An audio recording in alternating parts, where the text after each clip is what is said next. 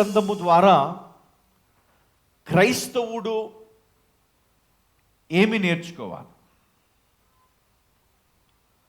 దేవుడు మనకు ఏమి నేర్పించాలనుకుంటున్నాడు?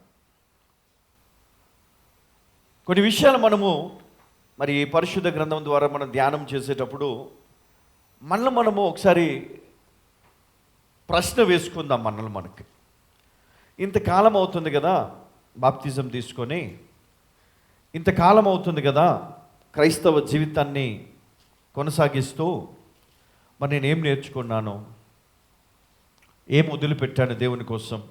ఒకసారి ఆలోచన చేద్దామా? ఒకప్పటి జీవితం వేరు, ఇప్పటి జీవితం వేరు. అంటే రూపాంతరము చెందకపోతే మన జీవితాల్లో క్రైస్తవ జీవితాలుగా మరి అర్థం ఉండదు, ఒక సాక్ష్యం అనేది మనకు ఉండదు కదా. మనము మన హిస్టరీ కానీ ఇప్పుడు కానీ మనం చూస్తే మనము బిఫోర్ క్రైస్ట్ కదా, ఆఫ్టర్ క్రైస్ట్.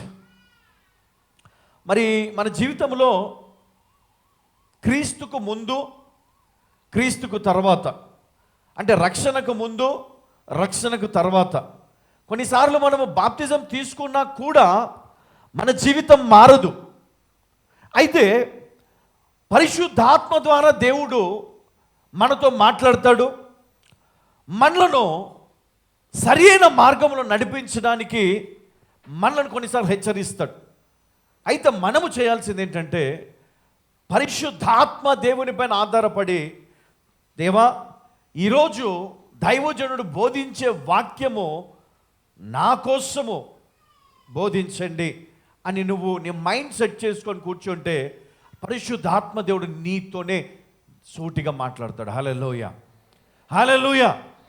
అప్పుడు మన లోపల ఉన్నటువంటి, అంటే దేవునికి ఆయాసకరమైనటువంటి మరి ఉద్దేశాలు కానీ అలవాట్లు కానీ మరి మన జీవితంలో ఉంటే దేవుడు వాటిని పాయింట్ చేసి నీకు పదే పదే బోధిస్తూ ఉంటాడు. నువ్వేం చేయాలి?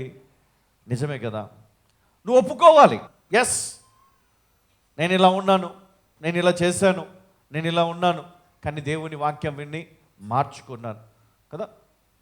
సో అలాంటి ఆలోచన మనకు ఎప్పుడైతే వస్తుందో నిజంగా మనము దేవుని స్వరం వినడానికి ఇష్టపడుతున్నట్టు. హల్లెలూయా.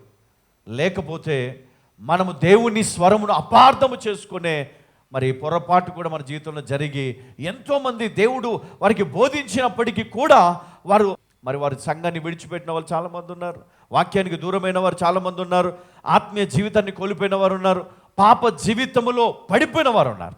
అయితే ఈరోజు మనం నేర్చుకునేటువంటి విషయాలు చాలా జాగ్రత్తగా మనం ఆలోచన చేద్దాం. చూడండి, ఇక్కడ అపోస్తలుడైన పౌలు ఫిలిప్పీయులకు రాసిన పత్రిక 2వ అధ్యాయము 5 నుండి కొన్ని వచనాలు మనం ఇక్కడ ధ్యానం చేద్దాం. అయితే మనము కూడా మరి ఎక్కడ ఆగిపోయామో, ఎక్కడ మన జీవితాన్ని మార్చుకోవాలి, ఏ విధంగా మార్చుకోవాలి అనే విషయాన్ని మనం ఇక్కడ ధ్యానం చేద్దాం. క్రీస్తు యేసునకు కలిగిన ఈ మనస్సును మీరును కలిగి ఉండుడి. చాలండి. క్రీస్తు యేసునకు కలిగిన ఈ మనస్సు మీరు కూడా కలిగి ఉండుడి. మరి పైన మనం వచనాల్లో మనం చూసినట్లయితే ఇక్కడ విధేయత కలిగి జీవించడానికి కావలసినటువంటి మరి కొన్ని మాటలను మనం ఇక్కడ చూస్తూ ఉన్నాం. ఇక్కడ అందులో ప్రాముఖ్యమైనటువంటి అంశం ఏంటంటే క్రీస్తు వలె, క్రీస్తు యేసునకు కలిగిన మనస్సు. మనస్సు అనండి అందరూ ఒకసారి. ఇప్పుడు మనస్సు అనగానే మనకి అందరికి గుర్తొస్తుంది ఏంటంటే స్కూల్ లైఫ్లో, కాలేజ్ లైఫ్లో ఏంటి, నా మనస్సు నా దగ్గర లేదండి. మరి ఎవరి దగ్గర ఉందో చెప్పాల. ఎవరో దోచుకున్నారంట. ఎవరు దోచుకున్నారు అమ్మా? చెప్తారు. నిన్ను చూడగానే కదా, ఫస్ట్ సైట్ లవ్ అంటారు కదా, చూసిన వెంటనే నేను నీకు పడిపోయినా అని చెప్తారు. నిజమా అమ్మా? అబద్ధమే కదా, మోసమే కదా. అప్పటి నుంచి నా మనసు నా దగ్గర లేదు అని చెప్తారు కొంతమంది. ఈ ఆడపిల్లలు నమ్మేస్తారు. నిజమేనా? పాపం నమ్ముతారు వాళ్ళు కదా, అమాయకులు కదా, ఏది చెప్తుంది నమ్మేస్తారు. చూడగానే నచ్చేసిందంట, మనసు ఇచ్చేశారంట. ఇంతకు ఆ మనసు సంగతి ఏందో చూద్దాం ఈరోజు. క్రీస్తేసునకు కలిగిన మనస్సు మీరు కూడా కలిగి ఉండుడి. ఎందుకన్నాడు ఈ మాట? 6వ వచనంలో ఒకసారి చదువుకుందాం.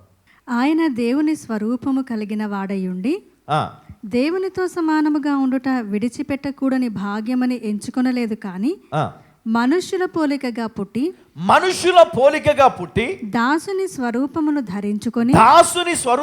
ధరించుకొని తన్ను తానే రిక్తునిగా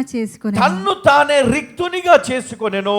హల్లెలూయా. ఇక చూడండి, ఆయన దేవుని స్వరూపము కలిగిన వాడై ఉండి దేవునితో సమానముగా నుండుట విడిచిపెట్టకూడని భాగ్యమని ఎంచుకొనలేదు. కానీ చూడండి, ఈ సేమ్ మనం ఒక వచనాన్ని మనం ఎక్కడ చూస్తామంటే ఒక వ్యక్తి జీవితంలో చూస్తాం. మళ్ళీ దేవుడు ప్రతి ఒక్క మనిషికి ఒక అద్భుతమైనటువంటి వరం ఇస్తాడండి.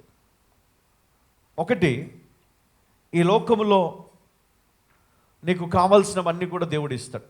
మేబీ నువ్వు నచ్చిన భర్త, లేదా నువ్వు నచ్చినటువంటి భార్య, నీకు నచ్చిన ఉద్యోగము, లేదా నీకు నచ్చినటువంటి మరి ఆ టాలెంట్, మంచి సింగింగ్ టాలెంట్ కావచ్చు, లేకపోతే డ్యాన్స్ కావచ్చు, లేకపోతే నీకు కావాల్సింది ఏదో, నువ్వు ఇంజనీర్, డాక్టర్, ఏదో ఒకటి నీ లైఫ్లో నువ్వు గోల్స్ పెట్టుకున్నావు, నువ్వు సక్సెస్ అయ్యావు.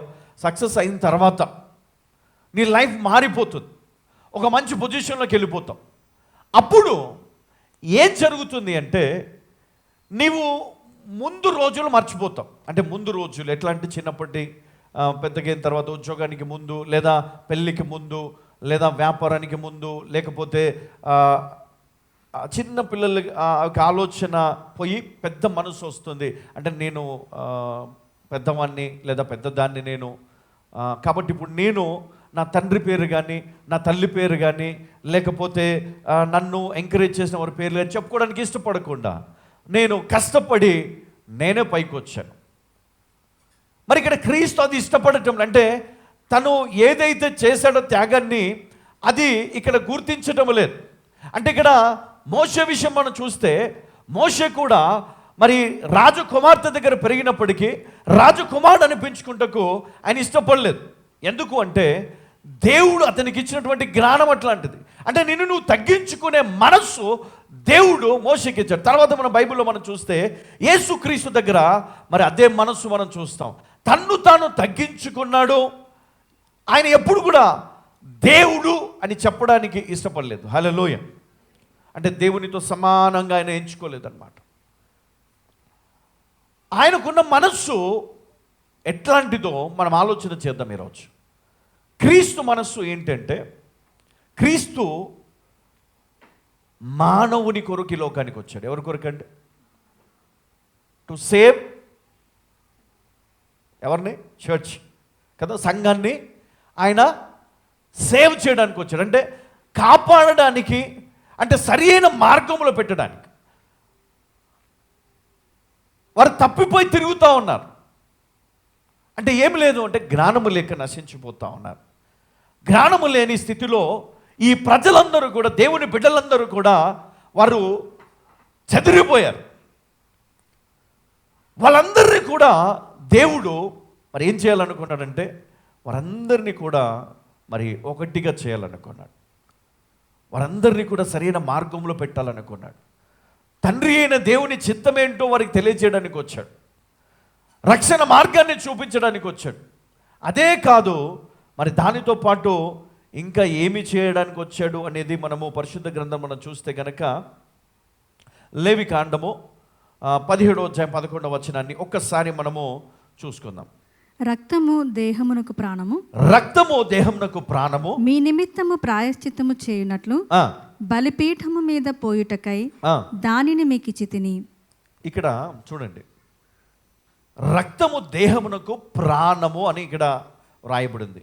మీ నిమిత్తము ప్రాయచిత్తము చేయునట్లు బలిపీఠము మీద పోయుటకై దానిని మీకు ఇచ్చితిని. చూడండి తర్వాత, రక్తము దానిలోనున్న ప్రాణమును బట్టి, దానిలో ఉన్న ప్రాణమును బట్టి ప్రాయశ్చిత్తము చేయును, ప్రాయచిత్తము చేయును. రక్తం. ఇప్పుడు చూడండి, ఒక జంతువుని మనము మరి బలి ఇచ్చినప్పుడు దాని రక్తాన్ని మనం కొన్ని ఇండ్లు చూస్తాం, కొత్త ఇల్లు కట్టుకున్నప్పుడు ఇప్పటికీ కూడా మరి జరుగుతున్నటువంటి పద్ధతులు, ఆచారం ఏంటంటే, మరి క్రైస్తవులు అయినప్పటికీ కూడా వారు ఆ మేకను బలి ఇచ్చి, అంటే కట్ చేసి ఆ ఎదురుగా డోర్ దగ్గర దాని రక్తాన్ని ఒక గిన్నెలో తీసుకొని ఆ గడపలకు, గోడలకు మొత్తం కూడా చల్లుతూ ఉంటారు. ఎందుకు అంటే మరి అక్కడ ఒక ప్రాయశ్చిత్తం, ఒక శాంతి, ఇంకా ఏదో అంటారు దాన్ని. కానీ బైబిల్లో మనం చూసినప్పుడు, లేవికాండంలో మనము మరి పరిశీలన చేసినప్పుడు ఇక్కడ ఏమని రాయబడిందంటే, చూడండి, ఇక్కడ దేహమునకు మరి ఈ రక్తము ప్రాణమై ఉన్నది కాబట్టి రక్తము దానిలోనున్న ప్రాణమును బట్టి ప్రాయశ్చిత్తము చెయ్యును. అంటే మనిషిలో మరి ఉన్నటువంటి ప్రాణము ఈ రక్తములో ఇమిడి ఉంది కాబట్టి ఈ రక్తాన్ని ఎప్పుడైతే అక్కడ పోస్తారో రక్తముతో పాటు ఆ యొక్క వ్యక్తిలో ఉన్నటువంటి ప్రాణాన్ని సైతము అక్కడ పోయడం జరుగుతుంది. చూడండి, ఇక్కడ రక్తాన్ని బట్టి కాదు కానీ రక్తంలో ఉన్నటువంటి ప్రాణమును బట్టి ప్రాయశ్చిత్తము జరుగుతున్నది. హల్లెలూయా, హల్లెలూయా. చూడండి, రక్తము అంటే అది ఎరుపు రంగులో ఉంది, మరి దానిలో విలువ లేదు, కానీ ఆ రక్తములో ఉన్నటువంటి ప్రాణము యేసుక్రీస్తుది కాబట్టి. హల్లెలూయా. చూడండి, ఇక్కడ మన రక్తము వేరు కదా. మన రక్తం కనుక మనం చిందించి ఒకవేళ మనం బలి మనం బలిస్తే కనుక అది ఎందుకు పనికిరాదు, ఎందుకంటే ఆ ప్రాణము పనికిరానిది. హల్లెలూయా. కానీ క్రీస్తు ప్రాణము పాపము లేనిది. ఆ ప్రాణము ఈరోజు తప్పిస్తుంది. ఎవరి కోసం తెలుసా? ఒక మాట ఉంటుంది బైబిల్లో, ఏమని ఉంటుందంటే, కయ్యూను ఏబేలు విషయంలో, ఏబేలును కయ్యూను చంపినప్పుడు ఆ రక్తము మొరపెడుతుందంట. హల్లెలూయా. ఏం మొరపెడుతుంది? ఆ రక్తం మొరపెడుతుందంట. ఆ రక్తమును బట్టి, అంటే ఆ రక్తం అక్కడ ఉన్నా కూడా అందులో ఉన్న ప్రాణము కేకలేస్తుంది అన్నమాట. దాన్ని బట్టి తండ్రి అయిన దేవుడు మరి అక్కడ ఆ సత్యాన్ని తెలుసుకోవడం జరిగింది. కాబట్టి ఈరోజు మనము యేసుక్రీస్తు మనస్సు ఎట్లాంటిదంటే, తను రక్తాన్ని చిందించడానికి కాదు కానీ తన ప్రాణమును అర్పించి నిన్ను విడిపించడానికి వచ్చాడు. హల్లెలూయా. ఇప్పుడు చూడండి, ఆయన మనసు అర్థం చేసుకుందాం మనము. ఆయన మనసు ఎట్లాంటిదంటే ఆయన గురించి కాదు కదా. ఎవరి గురించి అంట? నీ గురించి తప్పిస్తుంది ఆయన మనసు. ఆయన గురించి కాదు, నీ గురించి ఆయన మనస్సు ఆవేదన కలిగి ఉన్నది. హల్లెలూయా.